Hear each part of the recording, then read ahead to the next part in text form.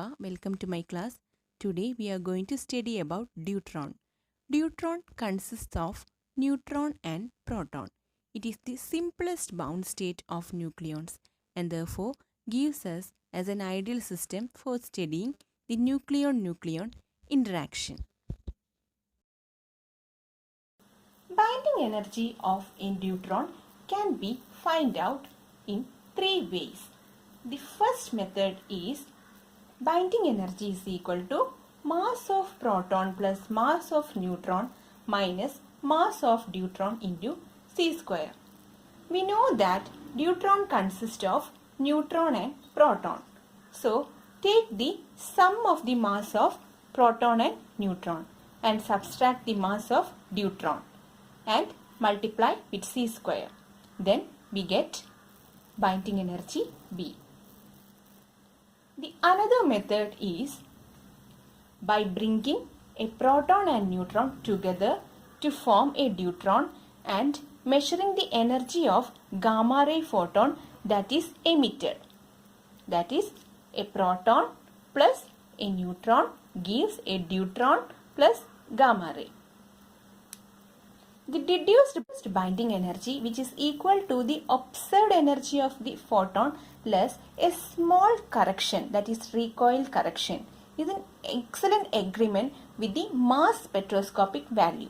Here, this is the recoil correction and it is very negligible. So, the deduced binding energy is in excellent agreement with the mass spectroscopic value.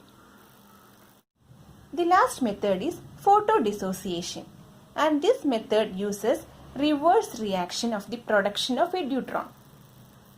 That is, gamma plus deuteron gives proton plus neutron. Here a gamma ray photon breaks apart a deuteron. The minimum gamma ray energy that accomplishes this process is equal to the binding energy.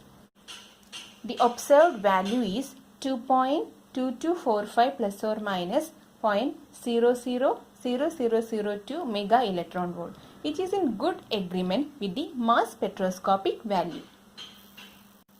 Thus, we studied about the methods used to find out the binding energy of deuteron. Next is spin and parity. The total angular momentum should have three components: the individual spins Sn and Sp of neutron and proton, and the orbital angular momentum small l of the nucleons as they move about their common center of mass. Then the total angular momentum I is equal to Sn plus Sp plus L. There are four ways to couple Sn, Sp and L to get total I is equal to 1. They are Sn and Sp parallel with L is equal to 0, Sn and Sp anti-parallel with L is equal to 1, Sn and Sp parallel with L is equal to 1, Sn and Sp parallel with L is equal to 2. When we solve Schrödinger equation for deuteron, we assumed L is equal to 0 in analogy with the lowest bound state. Another property of deuteron that we can determine is its parity. From the reactions involving deuterons and the property of the photon emitted during the formation of deuteron, we know that its parity is even. Parity associated with orbital motion is minus 1 whole raised to L. Even parity for L is equal to 0 and L is equal to 2, and odd parity for L is equal to 1. The observed even parity allows us to eliminate the combinations of spins that include L is equal to 1, leaving L is equal to 0 and L is equal to 2 possibilities.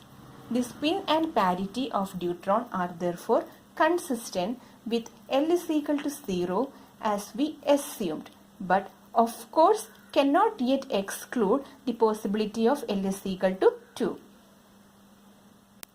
Thus, in this class, we studied about some primary properties of deuteron. We know that deuteron consists of a proton and a neutron. In a nucleus, there are neutrons and protons. So, we can say that deuteron is the simplest bounded state. It is very similar to nucleus. So, we can study different properties of nucleus using this deuteron. That is the reason here we are going to study about details of deuteron.